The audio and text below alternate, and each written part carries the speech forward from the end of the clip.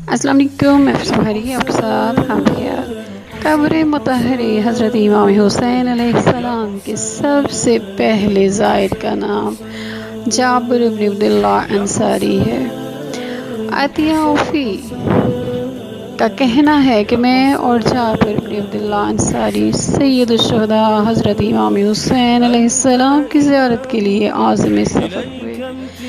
جب ہم کربلا کے بیاب و گیا صحرا میں پہنچے، جابر دریائے فرات کے کنارے گئے اور انہوں نے زیارتی قبر امام حسین علیہ السلام کے لیے غسل کیا۔ ایک کپڑا لے کر باندھا اور دوسرے کپڑے پر ڈالا، اور پھر آپ نے ایک ایک تھیلا کھولا اور اس سے خوشبودار کوفی بوٹی کی جڑ کا سفوف نکالا۔ جابر نے اپنے بدن پر لگایا اور اس کے بعد قبر مرکد مطہر کی طرف چل پڑے۔ اس حال میں آپ کی زبان پر ذکر الہی جاری تھا، ہر قدم پر زبان تسبیح الہی سے معطر تھی۔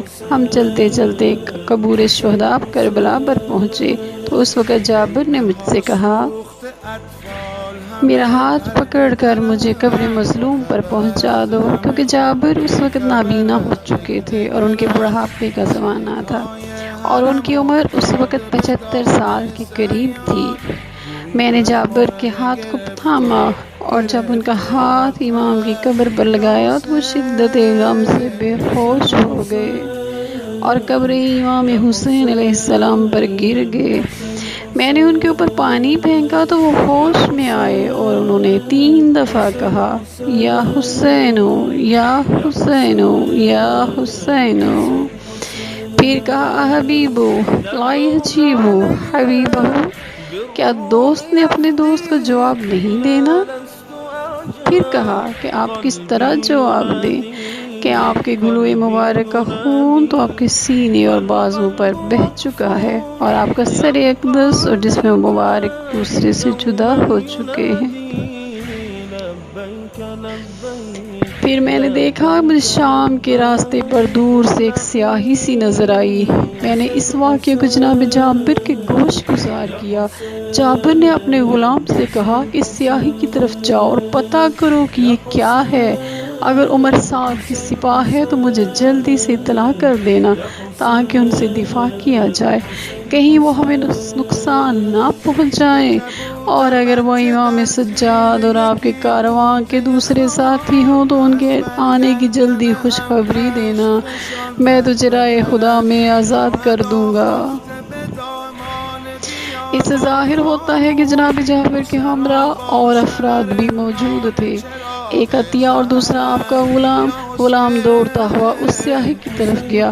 جب وہ وہاں پہنچا تو اس نے دیکھا وہ کاروان اہل بیت ہے۔ وہ دوڑتا ہوا انہی قدموں پر جناب جابر کے پاس آیا اور اہل بیت رسول کے آنے کی خوشخبری سنائی۔ جابر فوراً ننگے پاؤں اہل بیت کے استقبال کے لیے دوڑے۔ جب وہ کاروان کے پاس پہنچے تو ان کے زخم تازے ہو گئے اور ایک دوسرے کو دیکھ کر آنکھیں ساون کے بادلوں کی طرح برسنے لگی۔ حضرت امام سجاد نے جناب جابر سے فرمایا، یا جابر، ہے منا واللہ قتلت رجالنا وذبحت اطفالنا وسبیت لساتنا وحرقت خیامنا۔ اے جابر، خدا کی قسم، اسی جگہ پر ہمارے مردوں کو قتل کیا گیا، ہمارے بچوں کے سروں کو کاٹا گیا، ہماری مستورات کو قیدی بنایا گیا اور ہمارے خیموں کو جلایا گیا۔ وما علینا الا البلاغ المبین۔ والسلام علیکم ورحمۃ اللہ وبرکاتہ۔ گاه بر گرد بدن گاه در اطراف سرن، یوسف فاطمه را تن به زمین سر به سنان. آه از مردم کوفه که چه بیدادگرن، یا حسین حسین حسین یا حسین حسین حسین یا حسین حسین حسین یا حسین حسین حسین